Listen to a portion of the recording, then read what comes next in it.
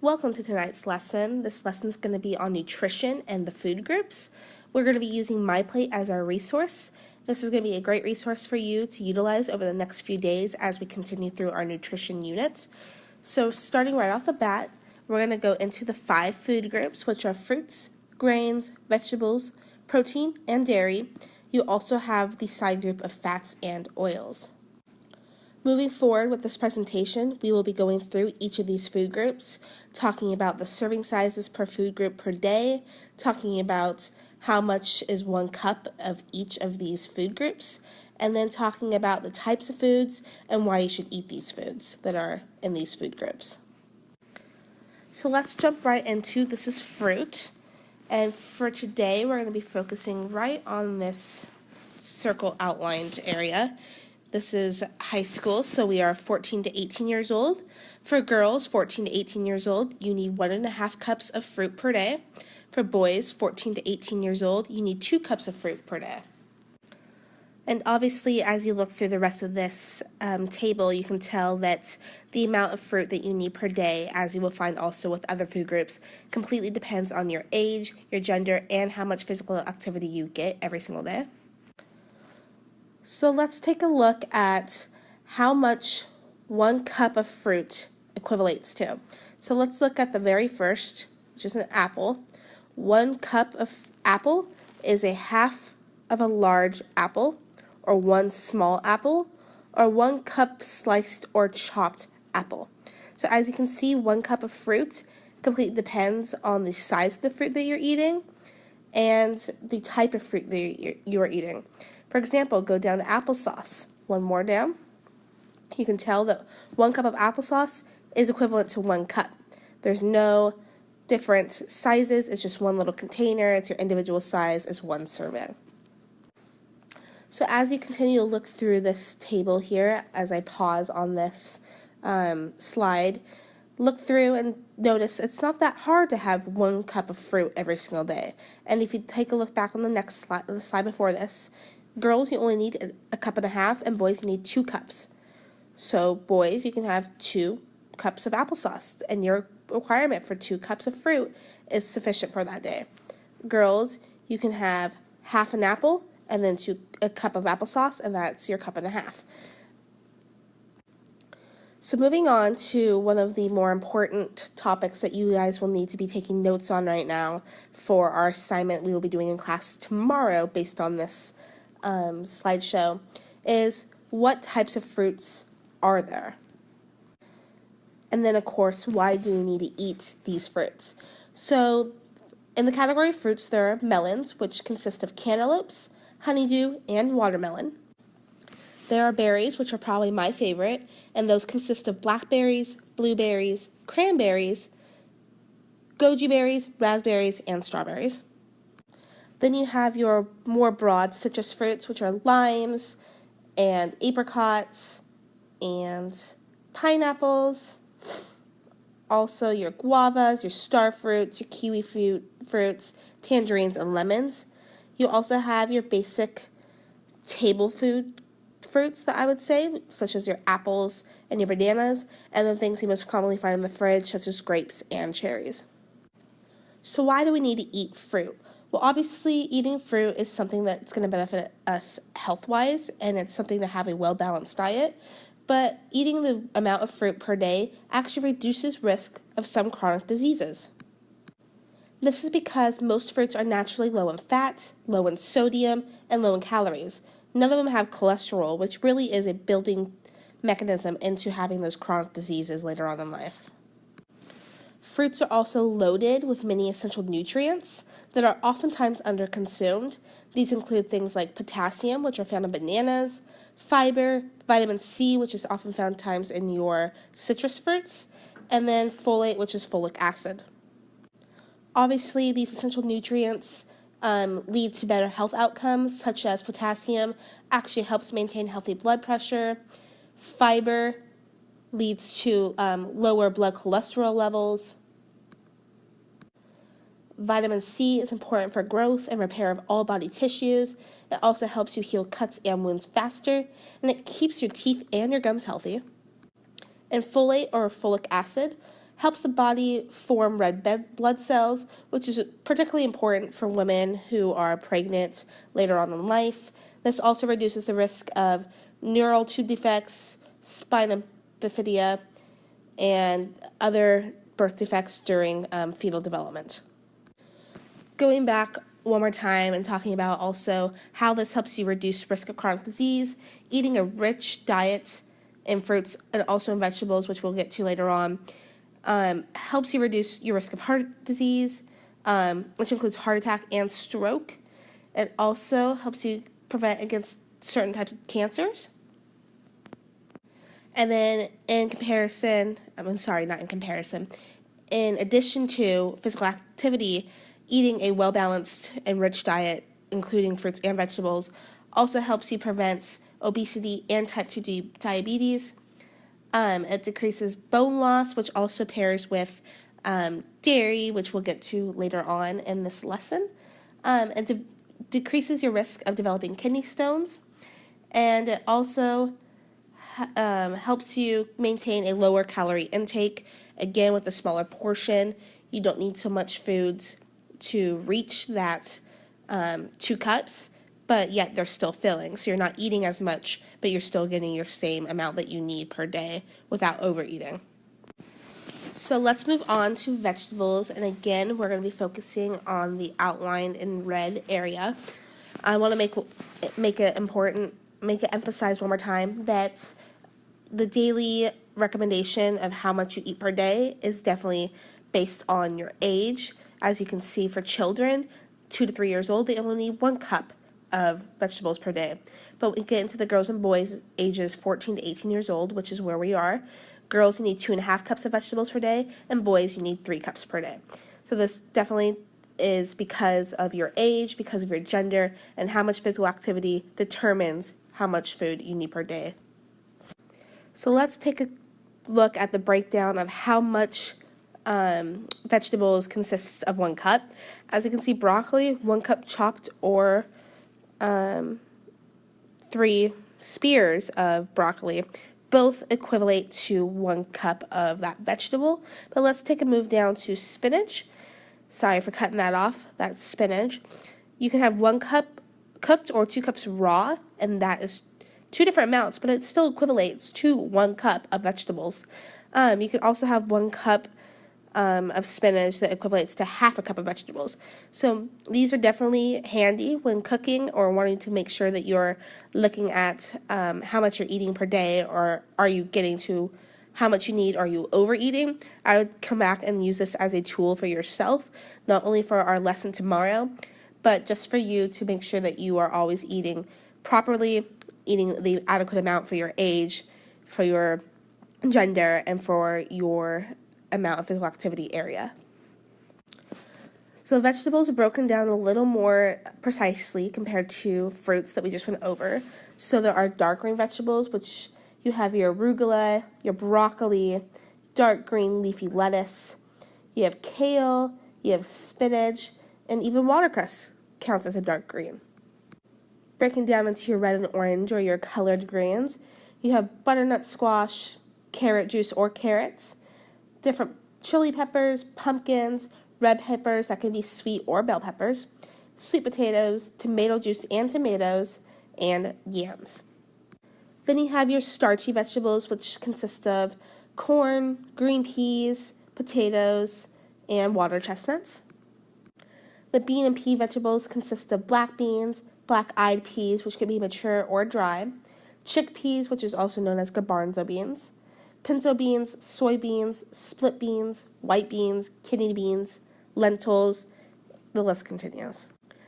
There are so many more vegetables that consist of this category. A few just to go off the bat are artichokes, asparagus, avocados, Brussels sprouts, cauliflower, celery, eggplants, green beans, iceberg lettuce, a little less nutritious than spinach and dark green leafy lettuce, mushrooms, onions, red cabbage, and zucchini. I encourage you tonight to take a look through these food groups on the MyPlate website, clicking on the food group you want. So say we want vegetables, going down on the drop-down menu and clicking on Food Gallery and taking a look over these list of vegetables. So why eat vegetables? Vegetables are naturally low in fat and calories. None of them, like fruits, have cholesterol. They help prevent chronic diseases and fight against chronic diseases that are developed. Vegetables are an important source of many nutrients. These include potassium, dietary fiber, folate or folic acid, vitamin A, and vitamin C, just slightly more nutritious than fruits.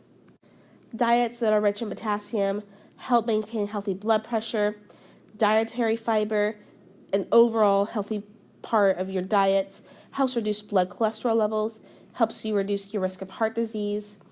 Fiber helps with bowel function, it reduces constipation, and eating more vegetables helps you provide a feeling of fullness with fewer calories. Folate acid helps the body form red blood cells, which again, as we talked about in fruits, is important for women who are pregnant. Vitamin A keeps your eyesight and skin beautiful and healthy. It helps protect against infections. And vitamin C, again, helps heal cuts and wounds, keep your teeth and gums healthy. It also aids in iron absorption. And last but not least, again, just like fruits, with eating a rich diet in vegetables, it reduces risk for heart disease, heart attack, stroke. It helps with lowering your blood pressure, reduces the risk of developing kidney stones, it decreases bone loss. Again, go onto the MyPlate website tonight, take a look at this so that you are prepared for tomorrow's lesson. Let's jump down into daily grain table. Again, we're going in the outside circled area. For girls 14 to 18 years old, your daily recommendation is 5-ounce equivalents to 6-ounce equivalents. And for whole grains, you want about 3-ounce equivalents. For boys, for 14 to 18 years old, you want about 8-ounce equivalents, and then 4-ounce equivalents for whole grains. And then jumping into the ounce equivalent of grains table, a great resource for you to just take into consideration when you're writing down how much you eat for your journal logs that are due at the end of the week, or when you're wanting to use this for an outside resource at home later on in life. This is online. I'm sorry that this is so skinny, trying to make it fit. But let's just take Let's just take a look at the first one, which is bagels. Bagels are a whole grain. They can be wheat. They can be plain. They do have eggs, so for any of those with dietary restrictions, make sure you know what you're eating and what ingredients are in it. For a 1-ounce equivalent is actually a mini bagel. To be an devil's advocate, I definitely eat the one large bagel, driving to Panera or picking it up from Starbucks. That one large bagel actually has a 4-ounce equivalent. So no longer am I just eating 8 ounces. In one bagel, I'm eating half of my daily requirement of my grains. So taking that into consideration, it's something Americans do a lot. It's something this class I've seen with you bringing muffins into class. If you actually dump down to muffins, one small muffin is your 1-ounce equivalent. Most of us bring in those large muffins, not the minis. So again, when you're grocery shopping, when you're making food, if you have those large ones, cut it into a quarter. That's your 1-ounce equivalent. Keep track of what you're eating. So let's break down whole grains versus refined grains. Whole grains are a little bit healthier grains. This includes brown rice, buckwheat flour, oatmeal, popcorn, quinoa, which is a small little rice. It has a different texture, but it still suffices. You have whole rye, whole wheat bread, whole wheat cereal flakes, and wild rice. Again, with whole grains, think of whole wheat. Jumping down into refined grains, you have your bagels, you have your biscuits, your cakes, your cornbread, English muffins, flour tortillas. You have pitas, pizza crust, pretzels, white bread, white rice. So thinking of refined as your white food group categories and whole as your whole wheat food group categories for grains. You want more whole grains than refined grains. But why eat grains? It has this preconceived notion that grains are bad for you. You do need them. They provide an excellent source of energy for you. Grains are actually important sources of nutrients. They have dietary fiber, several B vitamins such as thiamine, riboflavin, niacin, and folate, many minerals such as iron, magnesium, and selenium.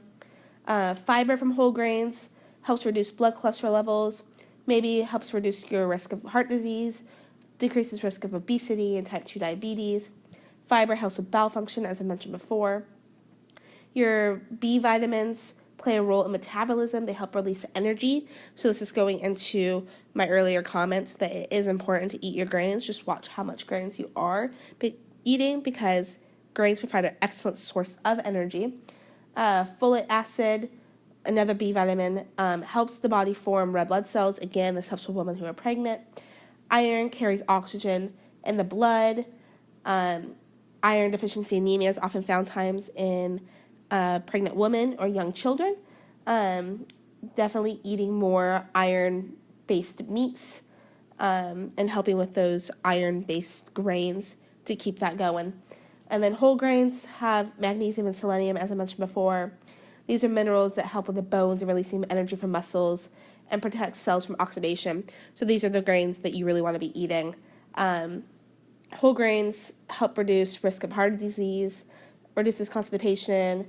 Eating whole grains may help with weight management. Don't overeat. Eat the amount that you want. That is really the main point that we're trying to make with this presentation. But let's jump into our next food group.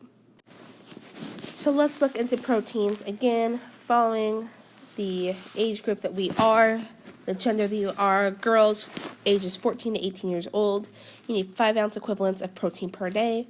Boys ages 14 to 18 years old, you need 6.5 ounce equivalents per day. I know some of you are thinking, why do girls need more than boys? That is a great question that I want you to come to class tomorrow with to lead our discussion off the day and get going with our project for tomorrow. So looking at our breakdown of ounce equivalent protein foods table, obviously you can see that the amount of 1 ounce and the common portions we eat are severely different. For meat, 1 ounce cooked lean beef or 1 ounce cooked lean pork or ham is that 1 ounce equivalent that you need. But oftentimes what we find on our dinner table is 1 small steak, not 1 ounce of it, and that usually is about 3.5 to 4 ounce equivalents.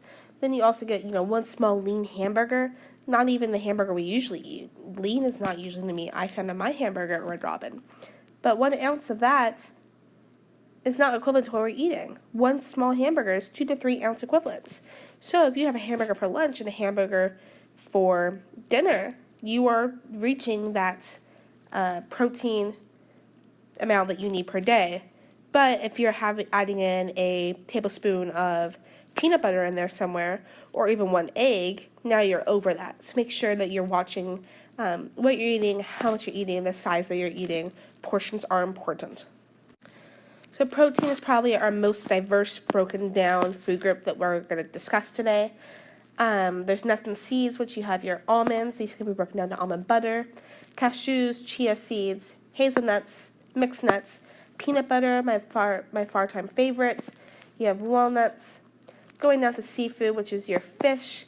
You have canned fish, such as tuna or sardines.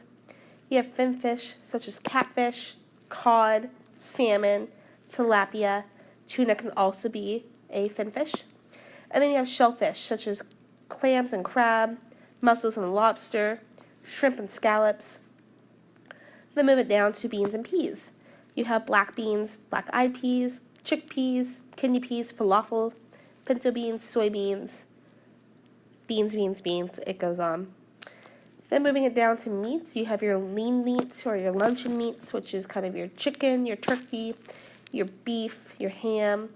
You have lean ground meats. You can find those in packages such as lean ground beef, ground pork, ground turkey. They have ground chicken. There's lean cuts such as beef and ham, lamb and pork.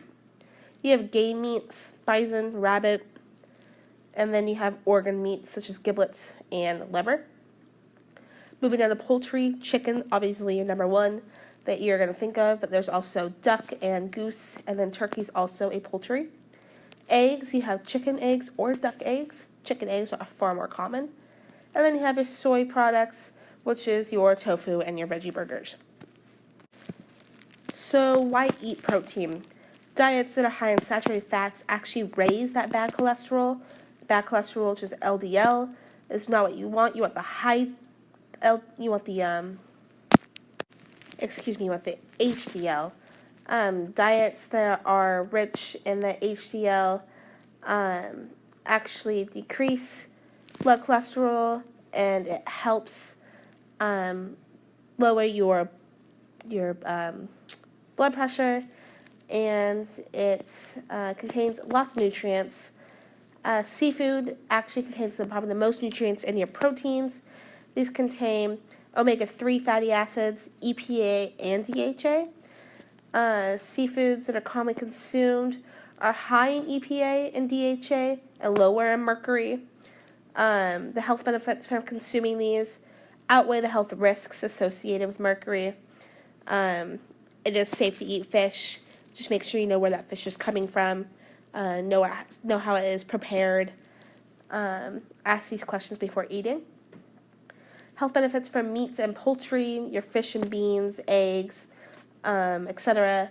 Those include vitamin B, protein, niacin, thiamine, riboflavin, B6, vitamin E, iron, zinc, magnesium. Proteins are the building blocks for bones, muscles, cartilage, skin, and blood. This is your foundation. Proteins are one of 3 nutrients that provide calories. The others are fats and carbohydrates. B vitamins found in proteins help a variety of functions in the body. They release energy, they play a vital role in the function of the nervous system, and they form red blood cells and help build tissues. Iron is used to carry over oxygen in the blood. Again, I talked about iron deficiency anemia a couple slides back. Iron is great for women who are pregnant. Magnesium is used in the building blocks of your bones and releasing energy from those muscles. Zinc is necessary for a biomechanical reaction. It helps the immune system function properly. EPA and DHA are omega-3 fatty acids. They're found variously amounts in seafood. These help you with reducing the risk of heart disease. Eating nuts and seeds are important for calorie needs. They're definitely high in calories, but eating them in small portions help you replace other protein foods, but they help you also reduce that sodium intake, and they continuously provide you with the energy that you need. Moving on now, we are talking about dairy, and we are focused on girls right here and boys right here. Girls, you need 3 cups of dairy per day. Boys, you also need 3 cups of dairy per day. Again, this is ages 14 to 18 years old because we are in high school. Again, taking a look at our dairy table amount that counts as a cup. For milk, 1 cup of milk, 1/2 pint container of milk, a 1/2 cup of evaporated milk.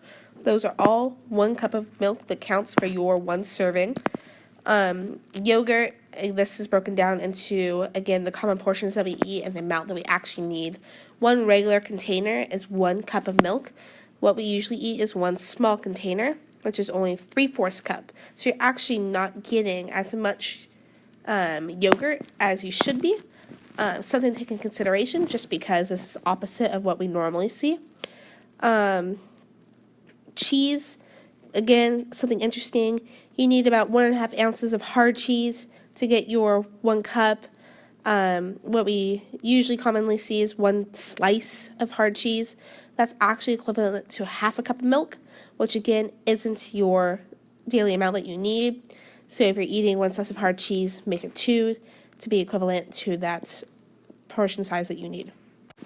So let's take a look at the milk-based products. You have fluid milk, which is fat-free or skim milk, low-fat milk, reduced fat milk, whole milk, flavor milk, such as chocolate milk and strawberry milk. And then you have your lactose-based milks. Then you have your milk-based treats and desserts. These are your puddings, frozen yogurt, ice cream, and smoothies. This also includes sherbet. You have your non-dairy calcium alternatives, which is almond milk, coconut milk, rice milk, soy milk. Take a look at that breakdown that we just looked at about how much 1 cup you need to get the equivalent. Usually with these dairy alternatives, you need more than a cup to get a cup. For yogurts, you have all yogurts, fat-free, low-fat, reduced fat, whole milk, and then you also have soy yogurt. And then cheese, you have your hard cheeses such as cheddar, mozzarella, Swiss, and Parmesan. You have your soft cheeses such as ricotta and cottage cheese. And then you have your processed cheeses such as American and cheese spreads. So why drink milk? Why eat cheese? Why consume dairy? Calcium is used for building bones and teeth, and this is really important for your stability of your body. Diets rich in potassium lead to healthy blood pressure. Vitamin D functions in the body to maintain proper levels of calcium and phosphorus. This helps, again, build and maintain bones. Milk and soy milk that are fortified with vitamin D are also good sources of this nutrient. Milk products that are consumed in the low-fat or fat-free forms provide little or no solid fats, so they're a little bit healthier. Dairy products, again, improve bone health. They actually do reduce the risk of osteoporosis. The intake of dairy products daily helps bone growth during childhood. And then intake of dairy products is also associated with the reduced risk of cardiovascular disease and type 2 diabetes, and with lower blood pressure in adults. Moving into our last category, which is our additional subcategory today, fats and oils. Again, we are looking at this area for girls and this area for boys. For girls ages 14 to 18 years old, you only need 5 teaspoons of fats and oils. For boys 14 to 18 years old, you need 6 teaspoons of fats and oils per day. So taking a look at our handy-dandy table breakdown, if you move it down to, we're going to look at some margarine, mayonnaise, and Italian dressing. If you look at margarine, it is 1 tablespoon. That is the amount of food that you need. But in oils, it's 2.5 teaspoons that you need to get the serving size. Moving it on to mayonnaise, it's the exact same, 1 tablespoon for food or 2.5 teaspoons for oil. But then we're looking down at Italian dressing, you need 2 tablespoons. So it's a little more. This doesn't have your breakdown of what we see compared to what you need, but you might be confused as to why you found peanut butter in the oils and not in the proteins. Peanut butter can be found in both, as you read down in this area. Avocados and olives are part of the vegetable groups. Nuts and seeds are part of the protein food groups. These foods are also found high in oils. Soft margarine, mayonnaise, and salad dressings are mainly oil. They're not considered to be part of any food group, but sometimes foods, especially that are this high in quantity of fats, are put into both areas. So peanut butter, again, you only need that 2 tablespoons, as we talked about earlier, with adding tablespoons of peanut butter to, if you eat 2 burgers, you need to make sure that if I'm eating 2 burgers today, I need to make sure that I don't add 2 tablespoons of peanut butter because now I'm over my serving. So taking a look at what consists of fats and oils, you obviously have nuts, you have fish, you have cooking oil, and you have salad dressing. These are pretty done and said, no explanation needed. These are your food groups. These are your categories within this food group. But as bad as we make oils and fats seems, there is an important reason for why you should eat them. They do provide some essential nutrients, and there are recommendations for what to eat, so you should follow these. Many of fats that you should eat are polyunsaturated fats or monounsaturated fats. These are better oils for you, avocado oil, or you have different fish oils like omega-3. Those are the important nutrients that you need that contain these oils and fats that are healthy for you to eat. So they are important. They do provide vitamin E and again, I said omega-3, and they help with HDL. So for tomorrow, moving on from this lesson that I hope you enjoyed. Sorry for making it a little long. You need to choose one food group. Again, you have 5 to choose from. Once you have chosen a food group, please go online to our website and choose a group of 4 people. Just next to your name, type in the food group that you want, and then once 4 people have typed in that food group, that will become your 4. Once there are 4, there are no more available in that food group selection. Tomorrow, be ready to make a poster and be ready to present it within the next few days. I will have posted material. You'll have all period to decipher and tear apart your food group.